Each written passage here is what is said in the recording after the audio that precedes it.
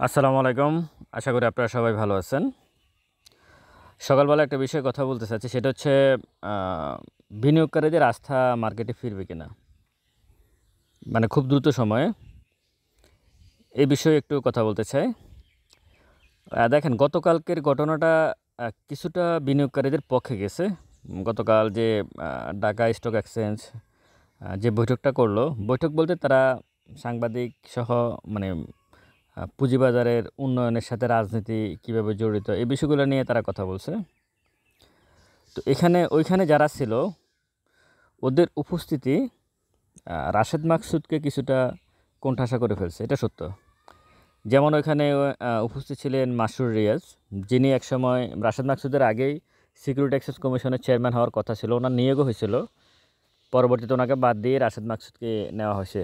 তো ওনারা সরাসরি কিন্তু রাশেদ মাকসুদের দিকে কিন্তু আঙুল তুলতেছে যে ফেইলিউরটা হচ্ছে কমিশনের। 3টা কারণ উনি বলছে গতকালকে। এরপরে গিয়ে দেবপ্রিয় ভট্টাচার্য উনি বলছে যে বিদেশের থেকে তো নিয়ে আসার দরকার নাই আমাদের। বিদেশ থেকে যে এক্সপার্ট নিয়ে আসবে, এক্সপার্ট আনার আমার দরকার নাই, আমাদের দেশেই আছে। আমির খসরু মাহমুদ চৌধুরী, উনি বিএনপির একজন টপ লিডার, সম্ভবত স্থায়ী কমিটির সদস্য এই ধরনের। ওনার কথার গুরুত্ব আছে। হয়তো এখন গুরুত্বহীন তাদের গভর্নমেন্ট নাই এই জন্য, কিন্তু গভর্নমেন্ট যখন আসবে তখন তাদের কথার গুরুত্ব আছে। উনি বলছে যে পুঁজিবাজারের ওনারশিপ আমরা নেব, মানে দায়িত্ব নেব আমরা পুঁজিবাজারের। তো দায়িত্ব নিলে অবশ্যই মার্কেটের উপর। গতকালকের যে মিটিংটা, এই মিটিংটা একেবারেই বিনিয়োগকারীদের পক্ষে গেছে। আর এই মিটিংয়ের কারণে রাশেদ মাকসুদ কিছুটা কোণঠাসা হয়ে গেছে, এটা সত্য। এটা বিনিয়োগকারীদের আস্থা বৃদ্ধিতে কিছুটা হলেও সহযোগিতা করবে বলে আমি মনে করি। আস্থা ফিরতে পারে। আসলে বিনিয়োগকারীদের আস্থা বলতে আপনারা কি বুঝেন? বিনিয়োগকারীদের আস্থা বলতে আমার আর আপনার আস্থা না। মানে আমি টাকা ইনভেস্ট করলাম, আপনি করলেন, আমার ভিডিও যারা শোনেন, আমাদের আস্থার উপর পুঁজিবাজার চলে না। আস্থা বলতে যারা বড় বিনিয়োগকারী, সাইডলাইনে যারা বসে আছে, বড় বিনিয়োগকারী কারা? এর আগে সালমান এফ রহমান ছিল, বা আবুল খায়ের হিরো ছিল, সাকিব আল হাসান ছিল, ওই রকম যারা ছিল, ওই ঝাঁসেরই লোকজন।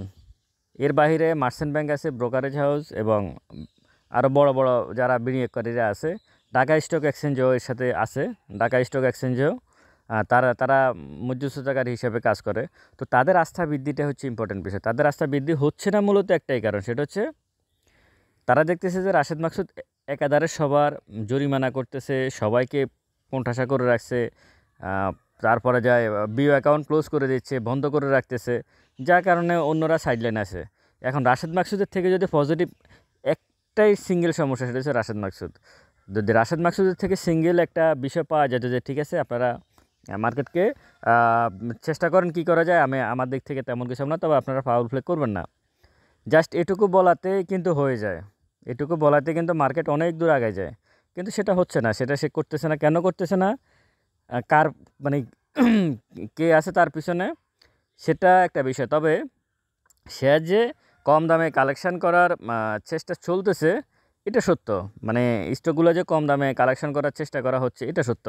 তো এই কালেকশন কখন শেষ হবে বা কখন মনে হচ্ছে কিছুটা হয়তো শেষ হচ্ছে, তা না হলে রাজনৈতিক দলগুলা গতকালকের অনুষ্ঠানে কিন্তু শুধু ছিল না, বিএনপি ছিল না, গতকালকের অনুষ্ঠানে কিন্তু এনসিপি ছিল, নাগরিক পার্টি নতুন যে ছাত্ররা করলো সেটা ছিল, জামাত ছিল, জামাতেরও একজন কেন্দ্রীয় নেতা ছিলেন, বিএনপির আমির খসরু মাহমুদ চৌধুরী ছিলেন।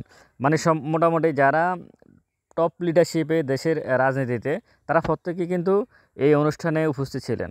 সুতরাং এইখানে বিনিয়োগকারীদের কিছুটা আস্থা বৃদ্ধি পেতে পারে। বিনিয়োগকারী বলতে আমি আর আপনি না, আমি আবারও বলি, এখানে বড় বিনিয়োগকারী যারা, তাদের কিছুটা আস্থা বৃদ্ধি পেতে পারে যে না ঠিক আছে, তারা যদি রাশেদ মাকসুদকে ওভারটেক করে গিয়ে মার্কেট প্লে করে, আর রাশেদ মাকসুদ যদি জরিমানা না করে, তাহলে কিন্তু মার্কেট ভালো হয়।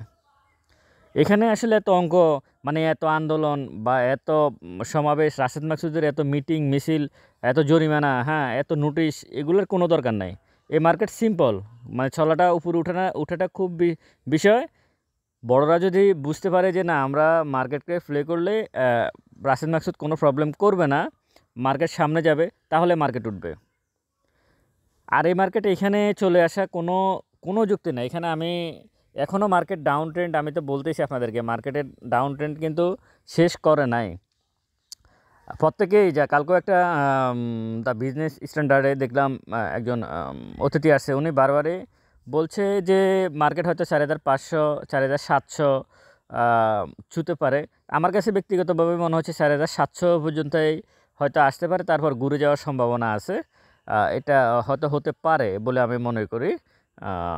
এইখান পর্যন্ত হয়তো আসতে পারে 4700, এরপর মার্কেট হয়তো এক টানে কিছুটা আপনাদেরকে কিছুটা রিকভার দিতে পারে, সম্ভাবনা আছে। অনেকেই আবার দেখলাম বলার চেষ্টা করতেছে 2020 সালে করোনার সময় মার্কেট সম্ভবত 3500-এ চলে আসছিল, বা 3700 3500 এই লেভেলে চলে আসছিল 2020 সালে। আসলে সেটার সাথে এখনকার তুলনা করে লাভ নাই। 20 সালের পরে অনেকগুলো কোম্পানি এখানে লিস্টেড হয়েছে, মার্কেটের ইয়ে বাড়ছে, মানে কোম্পানির সংখ্যা বাড়ছে, মার্কেটের ইন্ডেক্সের অবস্থান বাড়ছে।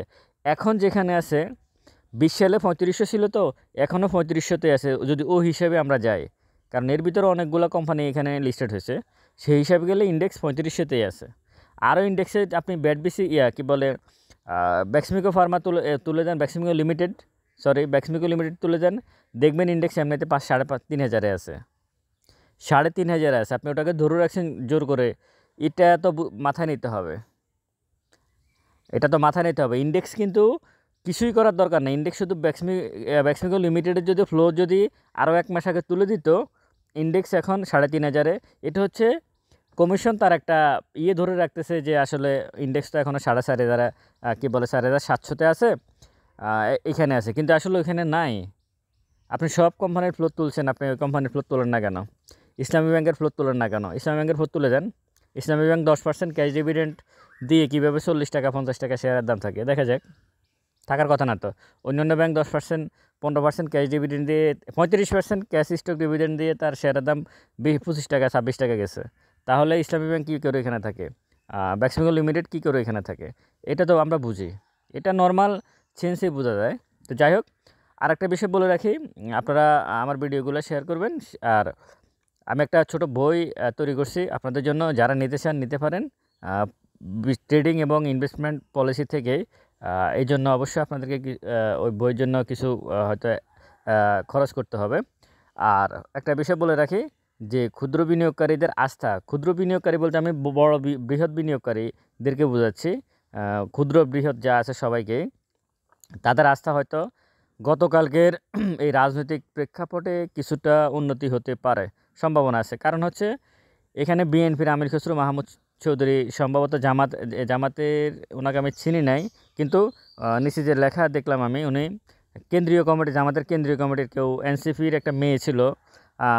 তারপরে যে আপনার ঢাকা স্টক এক্সচেঞ্জের চেয়ারম্যান ছিল মমিনুল ইসলাম, ডিবিএ ব্রোকারেজ হাউস অ্যাসোসিয়েশনের প্রেসিডেন্ট ছিলেন সাইফুল ইসলাম, তারপরে যে দেবপ্রিয় ভট্টাচার্য ছিলেন, মাসুর রিয়াজ ছিলেন।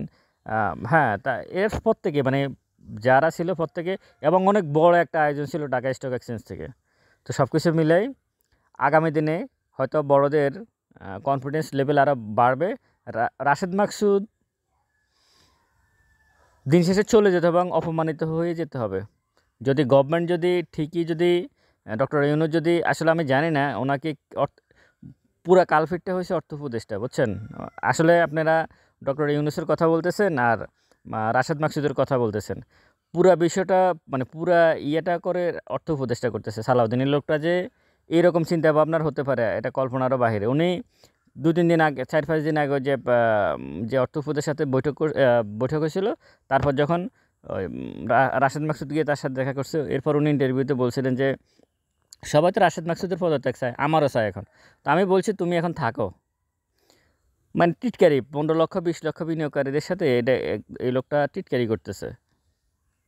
আর ওনারা বারবার একটা কথা বলবে যে এখানে বড় দীর্ঘমেয়াদী বিনিয়োগ করতে হবে, এখানে ভালো কোম্পানি দেখে বিনিয়োগ করতে হবে। এগুলো মুখস্থ কথা, এগুলো মুখস্থ কথা। ভালো কোম্পানিতে বিনিয়োগ করে গত 10 বছরে কে কী করছে বলেন আমাকে? হ্যাঁ, সিস্টেম ওয়াইজ যদি কেউ করে থাকে সে হয়তো 20% 25% প্রফিট করতে পারছে, এটা সত্য। ভালো কোম্পানিতে বিনিয়োগ করলে সবচেয়ে বড় সুবিধা কি জানেন? এখানে সবচেয়ে বড় সুবিধা হচ্ছে আপনার যে মূল টাকাটা আছে সেটা নষ্ট হবে না, আপনি প্রফিট কম করবেন, কিন্তু প্রফিটের ধারাবাহিকতা থাকবে। ভালো কোম্পানির সুবিধা অনেকগুলো আছে। আপনি ভালো কোম্পানিতে এন্ট্রি নিলে প্রফিট কম করবেন, প্রফিটের ধারাবাহিকতা থাকবে, কিন্তু আপনি কি বলে একটা সেফ জোনে থাকবেন। আর জাঙ্ক শেয়ারে নিলে খুব দ্রুত প্রফিট করবেন, খুব দ্রুত টাকা হারানোর সম্ভাবনা থাকবে। তো যাই হোক, আশা করি আগামী দিনে বিনিয়োগকারীদের আস্থা বৃদ্ধি পেতে পারে। গতকালকের এই সম্মেলনে যে অবস্থাটা হলো, তাতে আমি মনে করি যেহেতু রাজনৈতিক অনেক বড় বড় নেতৃবৃন্দ এখানে উপস্থিত ছিলেন, সেই হিসাবে এটা আমার বিশ্বাস। কারণ পুরো জিনিসটা রাজনীতির সাথে জড়িত, যেহেতু এখানে টাকা আছে, টাকার সাথে রাজনীতি অবশ্যই সরাসরি জড়িত। আশা করি আগামী দিনে পুঁজিবাজার ভালো হতে পারে। ভালো থাকবেন সবাই, ভিডিওটা শেয়ার করবেন। আসসালামু আলাইকুম।